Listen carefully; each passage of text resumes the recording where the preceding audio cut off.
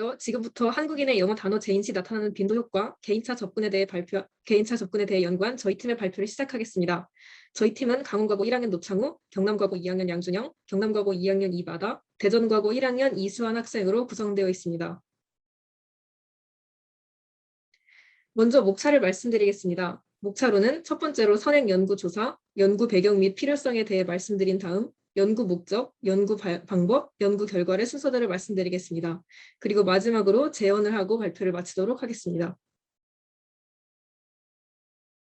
첫 번째로 선행 연구 조사입니다. 저희는 선행 연구 조사를 할 때 단어 빈도 효과를 중점적으로 살펴보았는데요. 이 단어 빈도 효과는 저희 연구에서 주로 사용되는 것으로 자주 쓰이는 단어가 그렇지 않은 단어에 비해 더 빠르게 제인되고 오류율 또한 낮게 나타나는 현상입니다. 아래에 보이는 세 가지 종류의 논문을 참고하였습니다. 먼저 이은희 이은주 선생님 논문입니다.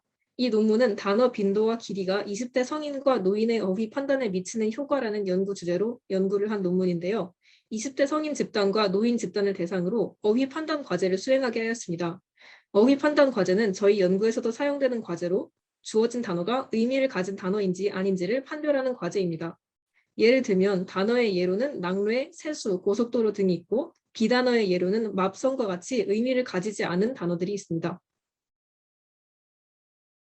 이 연구의 결과 20대 성인 집단에서는 고빈도와 저빈도 단어에서의 반응 속도가 유의한 차이가 나타나지 않았고 노인 집단에서는 저빈도 단어에서 고빈도 단어에 비해 반응 속도가 유의하게 저하되는 결과를 낳았습니다.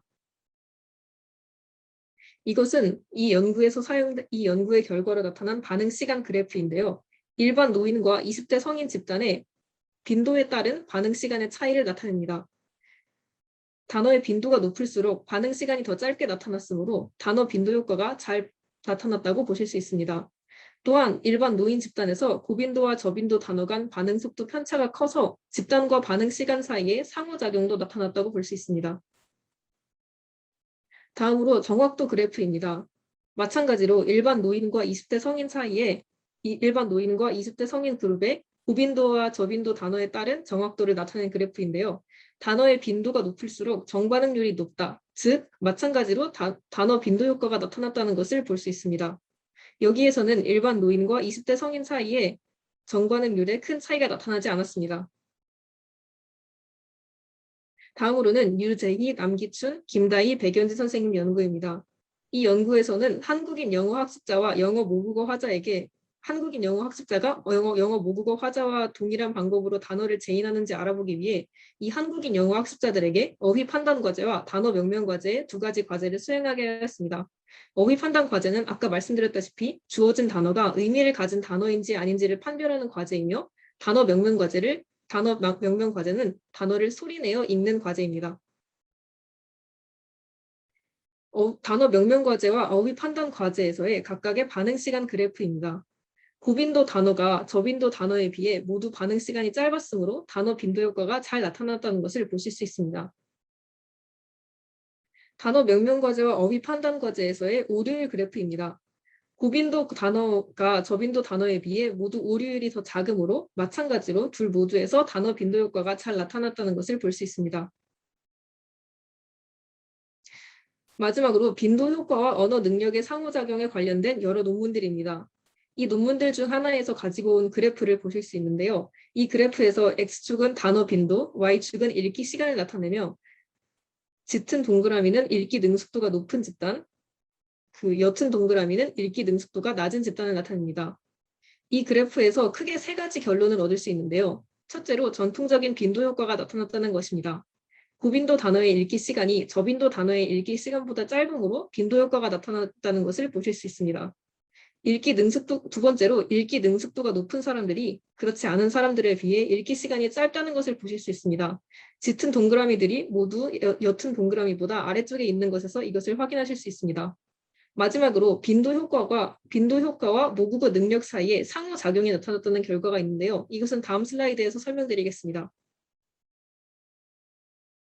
우선 고빈도 어휘는 처리가 쉽기 때문에 언어 능력에 따른 처리 속도의 차이가 적지만 저빈도 어휘는 언어 능력이 뛰어난 경우 고빈도 어휘처럼 빠른 처리가 가능한 반면 언어 능력이 뛰어나지 않은 경우 고빈도 어휘에 비해 훨씬 느리게 처리되므로 언어 능력이 뛰어나지 않은 사람들에게 빈도 효과가 더 크게 나타났습니다. 저희 연구에서는 이러한 빈도 효과와 언어 능력 사이의 상호작용이 모국어가 아닌 언어, 즉 영어와 같은 언어의 정보 처리에서도 동일하게 나타날까를 살펴보았습니다.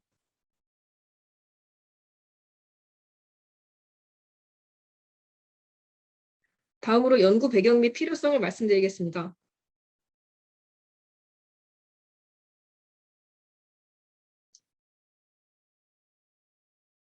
네, 저희 연구는 하나만 넘겨주세요. 저희 연구는 한국인의 영어 단어 제인 시 나타나는 빈도 효과를 개인차를 위주로 살펴본 연구인데요. 이것은 기존 연구와 크게 두 가지의 차이점을 갖고 있습니다. 첫 번째로 개인차를 중심으로 접근하였다는 것인데요. 개인의 영어 유창성에 따른 결과를 도출했다는 것, 그리고 모국어가 아닌 언어에서의 빈도 효과, 즉 빈도 효과와 언어 능력 사이의 상호작용이 영어와 같은 모국어가 아닌 언어 정보 처리에서도 동일하게 나타나는지를 연구했다는 점에서 기존 연구와 차별점을 가지고 있습니다. 이제 이 연구의 목적에 대해서 말씀드리겠습니다. 이 연구의 목적은 크게 두 가지입니다. 먼저, 영어 단어 제인 시에 단어 빈도 효과가 나타나는가를 살피는 것입니다. 이것은 앞서 말했듯이 많은 선행 연구들에서도 보이는 현상이지만 이번의 경우에는 온라인으로 실험을 하기 때문에 오프라인 면대면 실험과 온라인 실험 간의 차이를 나타나는지 비교를 할 수 있습니다. 두 번째로, 단어 빈도 효과의 크기가 개인의 영어 수준에 따라 달라지는가를 그 여부를 알아보고 달라진다는 그 양상을 살피는 것입니다. 이것은 개인차 접근으로 선행 연구들과의 차이점이며 이 연구의 중점적인 목적이 되겠습니다.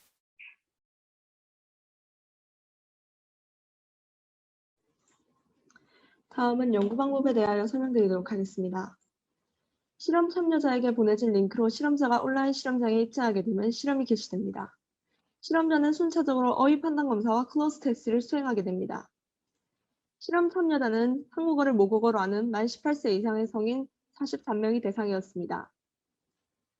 1차적으로 수행하게 되는 어휘 판단 과제는 해당 단어에 대한 실험자의 단어 제인 능력을 평가하기 위한 테스트입니다. 실험자는 제시된 텍스트 자극을 보고 단어와 비단어를 구분하도록 지시받게 됩니다. 자극에 대한 반응은 버튼을 통하여 입력을 받습니다. 이때 각 단어에 대한 실험자의 반응 속도와 오답률을 기반으로 참가자의 단어 제인 능력을 평가하게 됩니다. 해당 실험에서는 품사가 명사로 통제된 상태에서 진행하며 저빈도 그룹 30개, 고빈도 그룹 30개의 영단으로 진행됩니다. 단어 그룹에서 4글자로 구성된 단어는 8단어, 5글자는 22단어의 비중을 차지하고 있습니다. 해당 과제는 사이코파이로 제작되었습니다. 사이코파이로 제작된 실험은 파블로피아 서버에 업로드되고 실험 참여자는 가정에서 링크를 통해 로컬 PC로 접속, 실험 모듈을 다운로드받아 실험을 진행합니다.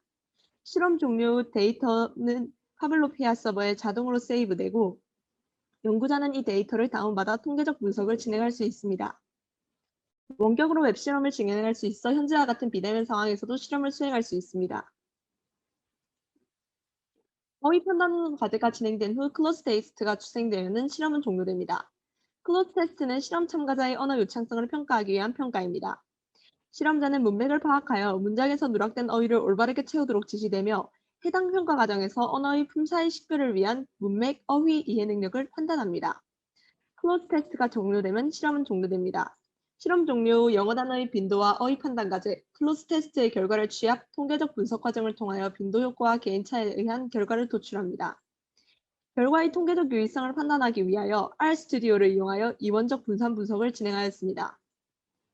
최종적으로 모집된 실험 참여자는 총 43명으로 본 연구에서는 그중 35명을 분석하였습니다. 참가자들의 평균 연령은 23.57세로 남성 22명, 여성 13명으로 구성되어 있습니다. 연구 결과입니다. 먼저 단어 제인 능력을 리액션 타임에 대해 해석한 결과입니다. 클로즈 테스트를 기준으로 영어 유창성을 평가, 그룹을 나누었을 때의 결과를 보시겠습니다. 빈도 효과는 참가자의 영어 유창성의 기준이나 수준과는 무관하게 반응 시에 측정 시에 뚜렷하게 나타났습니다. 이 그래프의 경우 X축은 그룹으로 나누어져 있고 Y축은 리액션 타임으로 나누어져 있는데 이 그래프를 보셨을 때 두 그룹 모두의 노출 빈도가 높은 단어군에서 반응 속도가 빠른 것을 확인하실 수 있습니다. 그러나 영어 유창성에 따른 단어 빈도 효과의 양상 변화는 다소 복잡하게 나타났습니다. 클로즈 테스트를 기준으로 그룹을 나눈 경우 그래프에서 영어 유창성이 높을수록 판단에 소요되는 시간이 적어지는 경향성이 관찰되나 이는 통계적으로 분석하였을 때 유의하지 않은 결과로 나타났습니다.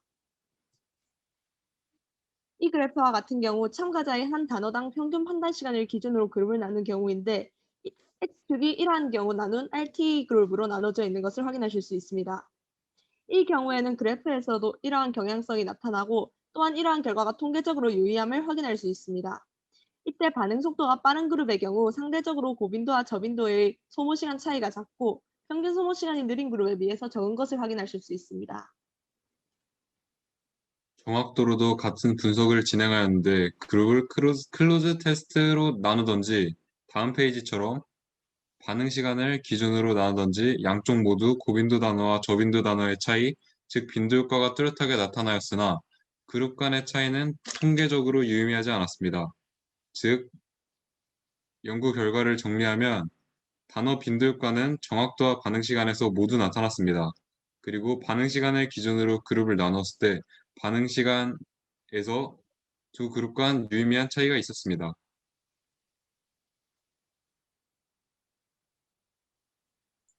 이제 마지막으로 재원을 보고 마치겠습니다. 먼저 이제 이 실험을 통해서 온라인과 오프라인 비교를 했을 때 어, 가끔씩 이제 너무나도 그 반응 시간이 긴 이제 그런 결과가 나오는데 외부 요인으로 인해서 그런 걸 잘 삭제하고 이제 절사해서 데이터로서 활용해야 하고 어쨌든 그렇게 됐을 때 단어 빈도 효과가 잘 나타나는 듯한 그런 경향성을 보였습니다. 그래서 그 오프라인과 온라인에서 비슷한 결과가 나오는 것을 확인할 수 있었습니다.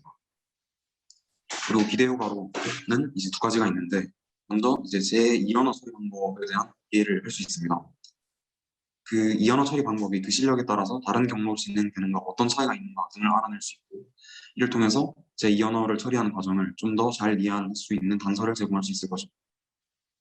그리고 두 번째로 이렇게 면대면 실험과 이렇게 온라인상의 실험이 같은 결과가 나왔기 때문에 앞으로는 많은 언어 이해 연구를 웹 기반으로 실행할 수 있는 근거 자료가 될 수 있을 것입니다. 이 연구의 제한점은 다른 연구들에서는 영어 단어의 규칙성 등 다른 변수들을 많이 고려하는데 이 연구에서는 빈도 효과에 대해서만 고려를 하기 때문에 다른 변수들을 비교하지 않아서 이제 그에 대한 통제나 그런 고려가 필요합니다. 두 번째로는 참가자 수가 총 35명으로 많은 편은 아니었기에 조금 더 많은 사람들이 참여자로 등장했다면 조금 더 신빙성 있는 데이터가 나올 수 있었을 것입니다. 이렇게 제언을 마치고 저희 발표는 여기까지입니다. 감사합니다. 네, 발표 감사합니다. 네, 이제 그러면 이 웹 기반 실험을 이용한 인간의 정보 처리 과정 탐색에 대한 질의응답 시간을 갖도록 하겠습니다. 질문 있으시면 음성이나 채팅으로 쳐주시면 되겠습니다.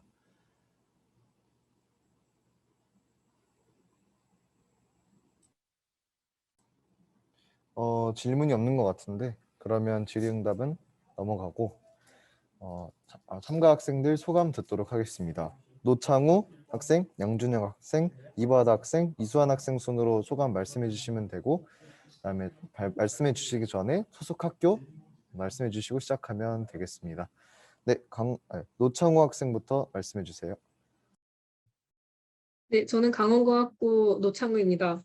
저는 이번 연구를 하면서 인간이 사용하고 있는 언어 그리고 인지에 관해 평소에 관심이 많았는데 이번 기회에 굉장히 심도 있게 탐구해 볼 수 있어 굉장히 흥미로웠던 연구였던 것 같습니다. 또한 이렇게 좋은 기회를 주신 프리웨어 피치기에 감사 인사를 드리고 싶고 굉장히 열정적으로 저희를 도와주신 그 교수님과 조규 선생님께도 깊은 감사드리고 싶습니다. 이상입니다. 네, 감사합니다. 다음 양준영 학생. 저는 경남과학고 양준영 2학년 양준영 학생입니다. 이번에 프리URP는 평소 제가 가졌던 언어를 이해하고 생각하는 그런 이제 인지 과정에 대한 궁금증에 대해서 탐구를 해볼 수 있어서 아주 흥미롭고 유익한 시간이었습니다. 그리고 이외에도 통계적 지식을 쌓을 수 있었습니다. 네, 다음 이바다 학생. 옛날부터 인간의 정신이나 인지 과정에 대해서 관심이 많았는데 이에 관련된 연구 과정에 있어서는 직접 참여해 볼 수 있는 것이나 알아볼 수 있는 것에 한계가 있어서 어려움을 느끼고 있었는데 이러한 기회를 통해서 이러한 것에 대해 좀 더 깊이 탐구해 볼 수 있는 기회가 있어서 정말 다행이라고 생각합니다. 이 기회를 통해 저와 같은 관심사를 가진 많은 사람들을 만나게 되어서 정말 다행이라고 생각합니다. 이상입니다. 네, 마지막 이수환 학생 소속 학교 말씀해 주시고 발표 진행해 주세요. 대전과학고등학교 이수환입니다.